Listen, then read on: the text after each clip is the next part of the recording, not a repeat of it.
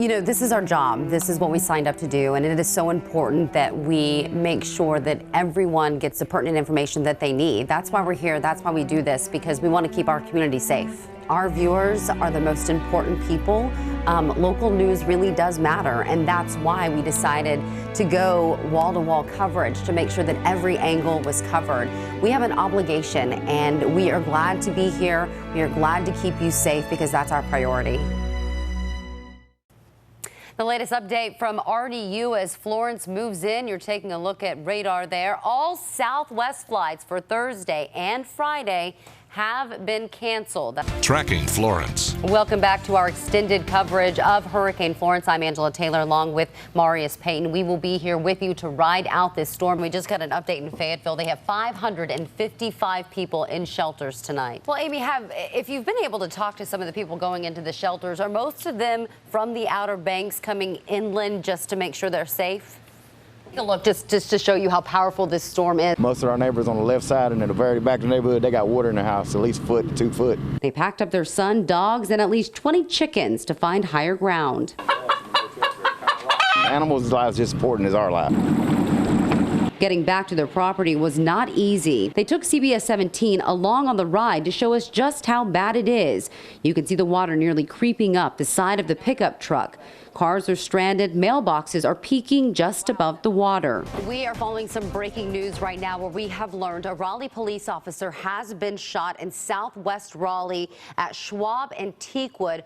Right now, that officer is on his way to Wake Med. We do not know the extent of the injuries. Now, this is a live look at 440 and Western Boulevard, where police have shut down this portion of the highway. To give you some perspective, you can see just how close Schwab Drive is to 440 and Western Boulevard. This is near the old Kmart. Of course, they've opened up at least one lane there on 440. Now, our Zach Dahlheimer live in that area right now. Zach, you're near Huntington Drive, and we know there's a heavy police presence, but do we know what's actually happening? And a lot of people tweeting out tonight to show their support, including Raleigh police. We appreciate all the prayers during this difficult time. Well, Beth, you're not at your house, but I imagine some of your neighbors are. What did they tell you about what they witnessed? All right, Beth, thank you so much. That's Beth Harkins, who lives right outside of the area where this shooting actually occurred on Teakman Place. Again, Beth saying she's unable to get back to her house, but she did hear explosions and that they did hear gunshots in the area at the time that this police officer was shot. Not just the officers who are actually showing up to the hospital tonight. A lot of those are his colleagues, but the ones that are actually went into work after the shooting happened. I have a lot of friends that work for Raleigh PD, and they said, you know what? They need our support on the streets right now because a lot of them wanted to be with him at the hospital. So I thought that was really neat to see all of that. Yeah, we're live outside Wake Med, and of course we do have live team coverage. Just got word that Officer Ainsworth is back in surgery tonight. We don't know specifics, but I'm just getting that information from the Raleigh Police Department. Well, Marius, you do have some good news. I just heard from a source within the Raleigh Police Department that Officer Ainsworth, who underwent surgery again this evening. Like, I'm supposed to be their advocate, and that's why we're all here. Yeah. You're very passionate about what you do. Yeah. That's what makes a good teacher. Thank you. Thank you so much for speaking and telling the truth. We certainly appreciate you being here. Thank you very much. All right, best of luck. We hope you guys get what you want. This is still very much an active investigation. It is, and Maggie and Marius, the big question is, why did he do this? Now, Virginia police are looking into his resignation letter to see if there are any clues. In fact, we got that resignation letter within the last hour, so take a really good look at your screen right now. It's a pretty straightforward email sent on Friday. Some of this is redacted. It reads, I want to officially put in my 2 weeks notice to vacate my position.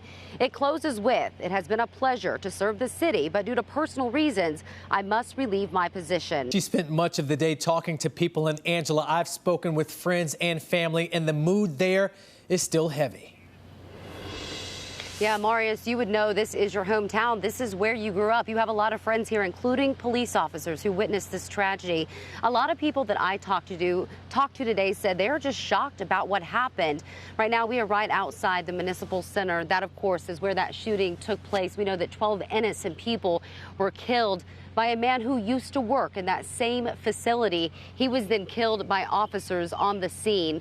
You can see that makeshift memorial still sitting there underneath that crime scene tape. We imagine that will stay up for a while. Now, we did talk to a city worker today who described this incident in one word. He said, sad.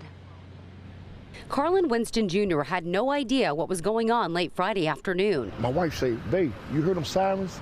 I'm like, huh? And I look up, man, we almost got ran out the way. I had to get over to the side of the road. We was really in the area. We was right down the street when it was going on. It wasn't long after he learned what was happening. But when I heard about it, I'm like, nah, not Virginia Beach. Not. It's been 72 hours since a 15-year veteran of the Public Works Department went inside this building, opening fire and killing 12 innocent people. Monday, people gathered around this makeshift memorial just outside the building.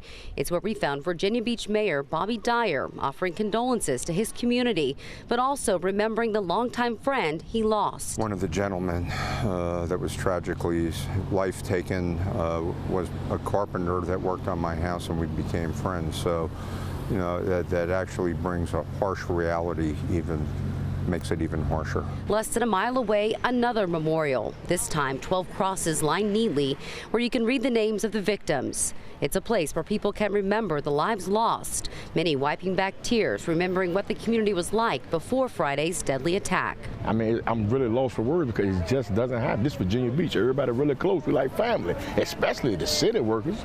This stuff don't happen here. It's very sad.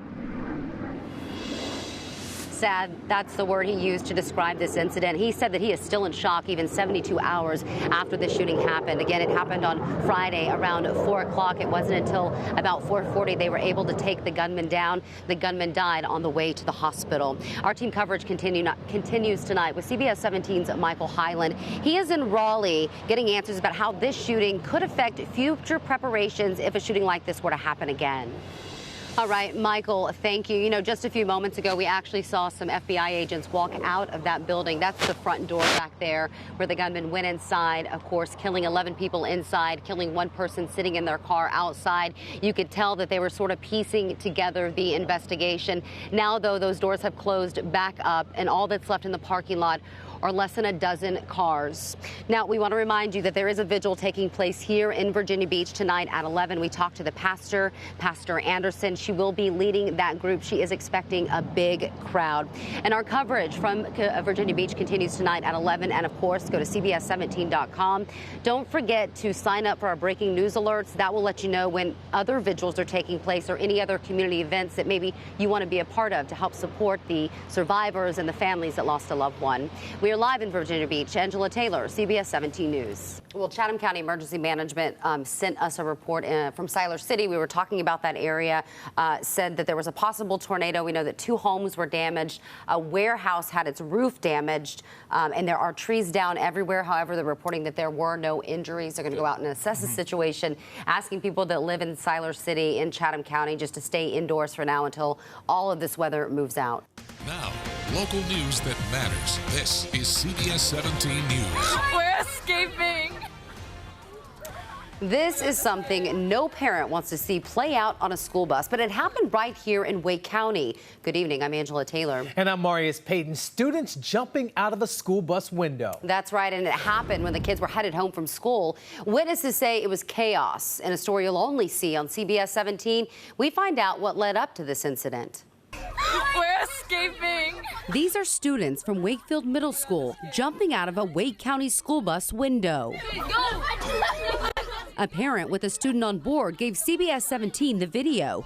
He asked we not identify him. Word about what happened started spreading fast on social media. One parent writes, kids from Wakefield all jumped out of the bus because the driver not going. It's a sub. Another added, I haven't seen an adult lose control over a large group of kids and put them in so much danger. Kids are jumping from the back of the bus, dodging cars. The Wake County School District said it all started when a student threw yogurt on the bus. That's when the driver stopped, which the school district says is what a driver should do to address misbehavior. That's when some of the students did this. You can see the windows opened and the kids jumping out. Someone also opened the emergency exit in the back of the bus where more kids jumped out. The Wake County School District says district staff is investigating and that students need to follow the same rules on the bus that they do in the classroom. And the school district went on to say they appreciate the work of the bus driver. The principal did ride the bus with the students the next day and interviewed students. Parents complained the bus is overcrowded. However, they also said they believe the district is handling the situation.